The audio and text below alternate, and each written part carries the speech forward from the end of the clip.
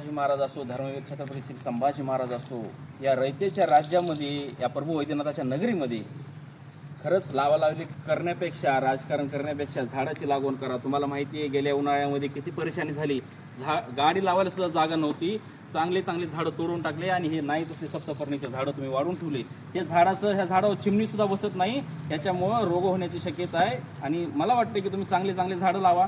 मंदिरा परिसरामध्ये तुमची खूप जागा आहे, त्याच्यामुळे तुम्ही जांभळाची झाडं लावा, सीताफळाची झाडं लावा. आज इथं वैद्यनाथ भक्ती मंडळाची जी स्वच्छता मोहीम आहे त्यानिमित्तानं आम्ही इथं फक्त 11 झाडं लावण्याची सेवा केलेली आहे. आम्ही काय जास्त झाडं लावले नाही आणि आमच्या सर्व मित्रमंडळानं ही झाडं लावलेत आणि समजा प्रकारची झाडं लावलेत. मी तुम्हाला सर्वांना विनंती करतो की बाबा लावालावी करण्यापेक्षा तुमच्या घरासमोर एकच झाड लावा. एक झाड लावा किंवा एक गाय पाळा तुम्ही. हे देवदेव धर्मासाठी चांगलं राहील.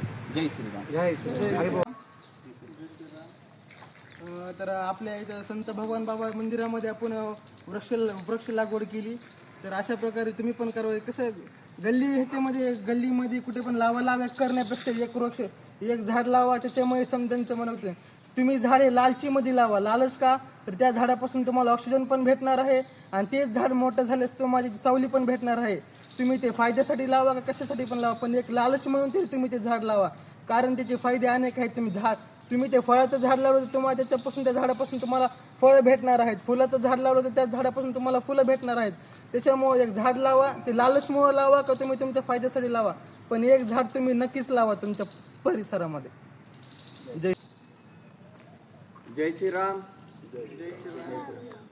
आज 26 जुलै सेवा कार्य मोहीम श्री वैद्यनाथ भक्ती मंडळाची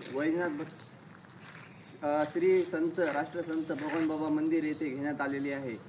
आजची सेवा कार्य मोहीम ही वृक्ष लागवडीची आहे. त्याचं कारण आज आपल्या राज्याच्या पर्यावरण व पशु मंत्री पंकजाताई मुंडे यांचा वाढदिवस. त्यांच्या राजकीय कारकिर्दी ही निसर्गामध्ये जसं वातावरण झाड स्वच्छ व पवित्र बनवते तसं त्यांची कारकिर्दी आहे आणि त्याबद्दल आम्ही वृक्षारोपण केलेलं आहे.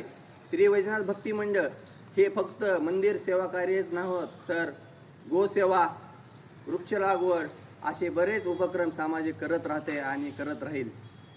त्यानिमित्त आज आम्ही पंकजाताई यांना वाढदिवसाच्या शुभेच्छा देतोच, पण त्यांना आम्ही आव्हान देखील करतो. तुम्ही पशुसंवर्धन मंत्री आहात, त्यामुळे तुम्ही या राज्याची गोहत्या देखील तुम्ही बंद करा आणि तुमच्या ज्या हरित क्रांती तुम्ही जी हातात घेतलेली आहे, मयंक गांधी असतील किंवा आमच्या ताई साहेब असतील, तर आम्ही तुमच्या पाठीमागे कायम आहेत.